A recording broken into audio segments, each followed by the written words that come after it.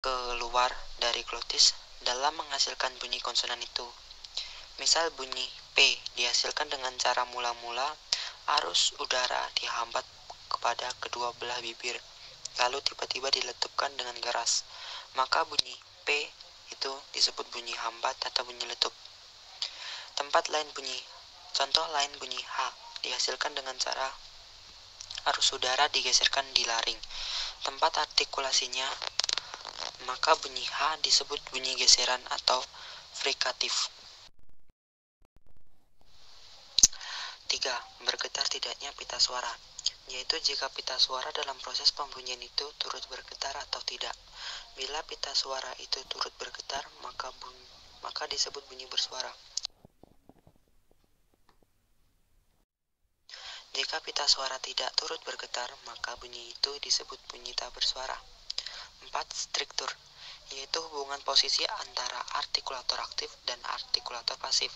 Umpamanya, dalam memproduksi bunyi P, hubungan artikulator aktif dan artikulator pasif mula-mula rapat, lalu secara tiba-tiba dilepas. Dalam memproduksi bunyi W, artikulator aktif dan artikulator pasif hubungannya renggang dan melebar.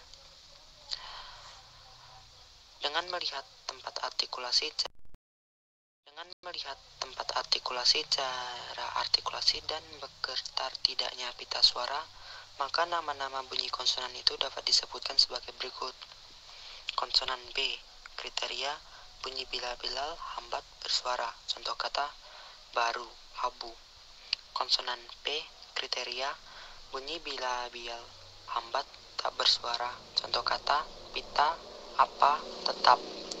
Konsonan M, kriteria bunyi bila-bilal nasal bersuara, contoh kata mana, lama, malam. Konsonan W, kriteria bunyi bila-bilal semivokal bersuara, contoh kata wama, waktu, awam. Konsonan V, kriteria bunyi labiodental geseran bersuara, contoh kata veteran, devisa. Konsonan F, kriteria bunyi labiodental geseran tak bersuara, contoh kata fajar, nafas, taraf. Konsonan D, kriteria bunyi apikoalveolar.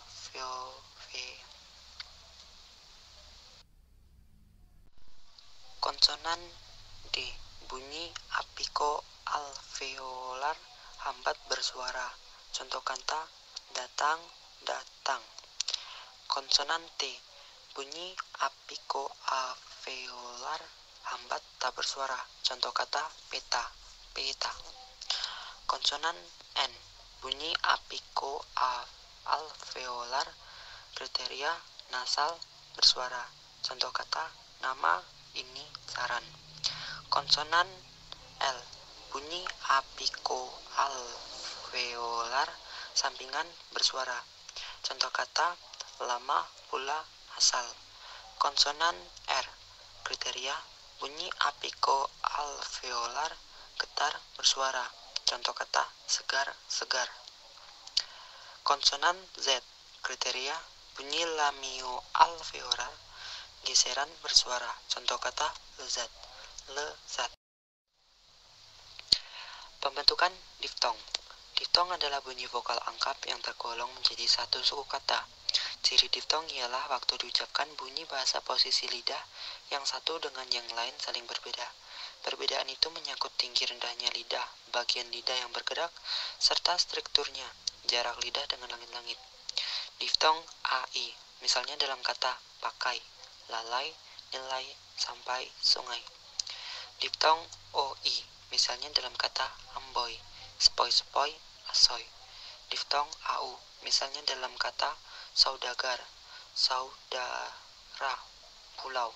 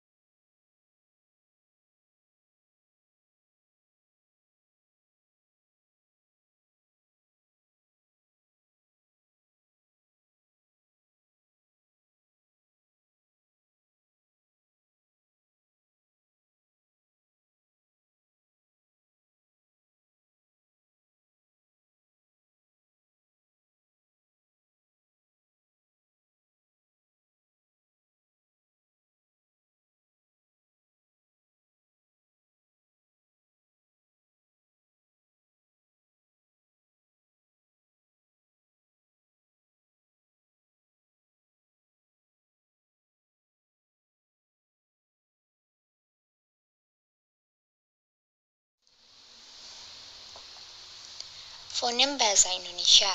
Fonem merupakan satuan bunyi bahasa terkecil yang dapat membedakan arti. Ilmu yang mempelajari tentang fonem disebut fonemik. Fonemik sendiri merupakan bagian dari fonologi. Fonologi ini khusus mempelajari bunyi bahasa. Untuk mengetahui suatu fonem harus diperlukan pasangan minimal.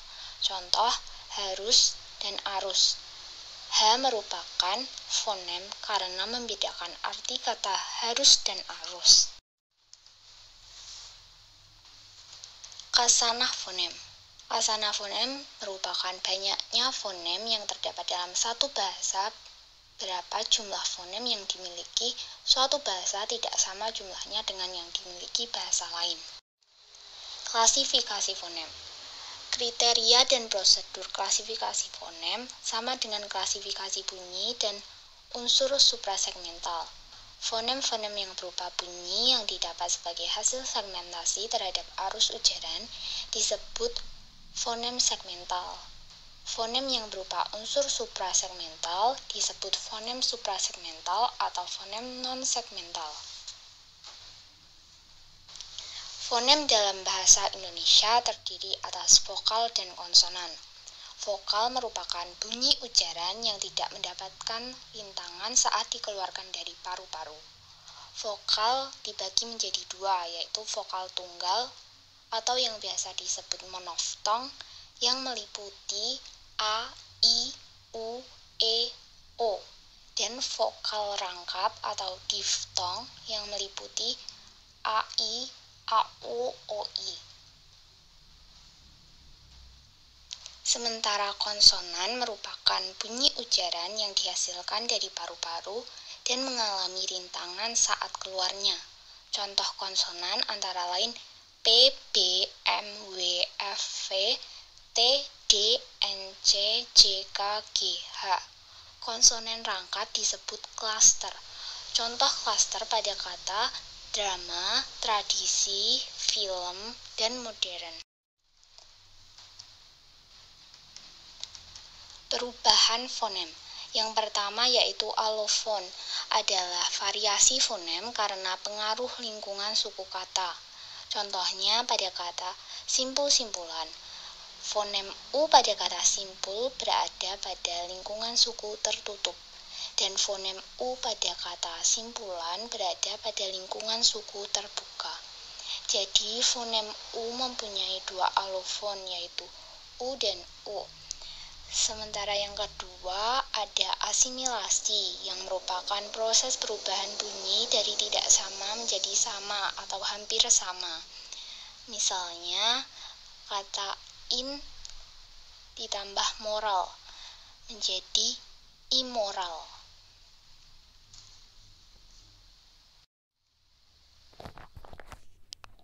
Yang ketiga ada desimilasi, adalah proses perubahan bunyi yang sama menjadi tidak sama. Contoh, sarjana menjadi sarjana. Yang keempat ada diftongisasi, adalah perubahan monoftong menjadi diftong. Contoh, teladan menjadi tauladan, sentosa menjadi sentausa.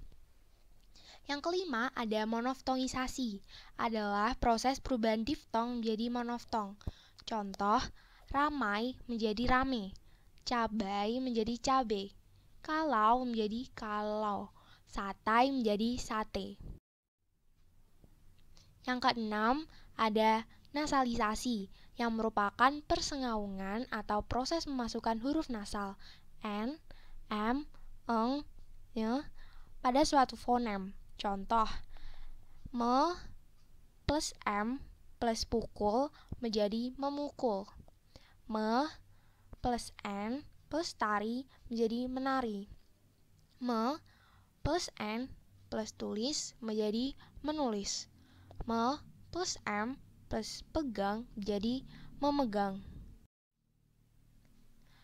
Cara mengucapkan atau melafalkan bunyi dalam bahasa Indonesia dapat dituliskan dengan lambang fonetis. Contoh, huruf A, pelafalan A, contoh kata air, lambang fonetis A, ir. Huruf AU, Pelafalan AW, contoh kata kalau, laba fonetis KALAW. Lalu ada juga di huruf E, pelafalan E, contoh kata gedung, laba fonetis geduh. Ada juga di huruf KH, pelafalan X, contoh kata ihwal, laba fonetis xwal. Fonem dan grafem. Fonem adalah satuan bunyi bahasa terkecil yang fungsional atau dapat membedakan makna. Kata grafem adalah sistem pelambangan bunyi. Alih-alih disebut sistem ejaan, pada dasarnya grafem adalah huruf. Grafem ada dua macam, yaitu grafem yang mengikuti sistem fonetis dan grafem yang mengikuti sistem fonemis. Gejala fonologi bahasa Indonesia. Penambahan fonem. Penambahan fonem pada suatu kata pada umumnya berupa penambahan bunyi vokal. Penambahan ini dilakukan untuk kelancaran ucapan. Ada juga penghilangan fonem. Penghilangan fonem adalah hilangnya bunyi atau fonem pada awal, tengah, dan akhir sebuah kata tanpa mengubah makna. Penghilangan ini biasanya berupa pemendekan kata. Lalu ada perubahan fonem. Perubahan fonem adalah berubahnya bunyi atau fonem pada sebuah kata agar kata menjadi terdengar dengan jelas atau untuk tujuan tertentu. Lalu yang kelima ada ritme. Ritme ini adalah ciri suprasegmental yang berhubungan dengan pola pemberian tekanan pada kata dalam kalimat. Pada tataran kata, tekanan, jangka, dan nada dalam bahasa Indonesia tidak membedakan makna. Namun, pelafalan kata yang menyimpang dalam hal tekanan dan nada akan terasa janggal. Sekian video ini mengenai fonologi. Terima kasih, semoga dapat membantu.